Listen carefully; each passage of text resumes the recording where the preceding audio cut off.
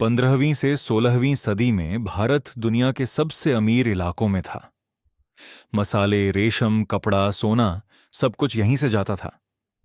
Europe के देशों को भारत से व्यापार करना था, लेकिन रास्ता मुश्किल था और अरब व्यापारी बीच में बहुत मुनाफा कमा रहे थे। यहीं से समुद्री रास्ता खोजने की होड़ शुरू हुई। 1498 में वास्को डी गामा, पुर्तगाली, भारत पहुंचा। इसके बाद डच, फ्रेंच और आखिर में अंग्रेज भी कूद पड़े। 1600 में इंग्लैंड की रानी एलिजाबेथ ने ईस्ट इंडिया कंपनी को भारत में व्यापार करने की इजाजत दी। अंग्रेज पहले व्यापारी बनकर आए, शासक मुगल बादशाह और व्यापार की अनुमति। 1608 में अंग्रेज भारत पहुंचे। 1615 में जहांगीर के दरबार में अंग्रेज राजदूत सर थॉमस रो गया। मुगल बादशाहों ने सोचा, ये तो बस व्यापार करेंगे, इससे हमें टैक्स और विदेशी सामान मिलेगा। इसीलिए अंग्रेजों को सूरत, मद्रास, बॉम्बे और कलकत्ता में फैक्ट्रियां, व्यापार केंद्र खोलने की इजाजत मिल गई। धीरे धीरे ताकत बढ़ाना।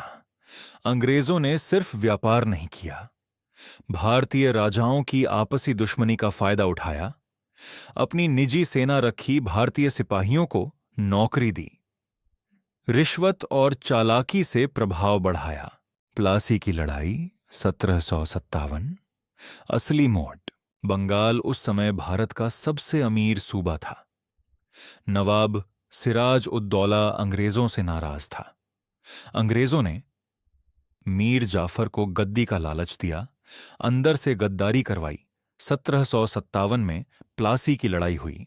नवाब हार गया, अंग्रेज जीत गए। यही पहली बार था जब एक व्यापारी कंपनी ने भारत की राजनीति पर कब्जा किया। उसके बाद 1764 की बक्सर की लड़ाई के बाद अंग्रेजों को बंगाल, बिहार और उड़ीसा की दीवानी मिल गई, यानी टैक्स वसूलने का अधिकार। अब पैसा आया, सेना बढ़ी, ताकत बढ़ी और एक एक करके मैसूर, मराठा, सिख साम्राज्य सब अंग्रेजों के कब्जे में चले गए। फूट डालो और राज करो, अंग्रेजों की सबसे बड़ी नीति। हिंदू मुस्लिम में फूट, राजा राजा में झगड़ा, भारतीयों को ऊंच नीच में उलझाए रखना और ऊपर से हम तुम्हें सभ्य बना रहे हैं, हम कानून और व्यवस्था ला रहे हैं। और उसके बाद 1857 का विद्रोह और कंपनी का अंत।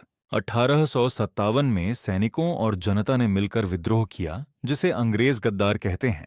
हालांकि विद्रोह दबा दिया गया, लेकिन ईस्ट इंडिया कंपनी खत्म कर दी गई।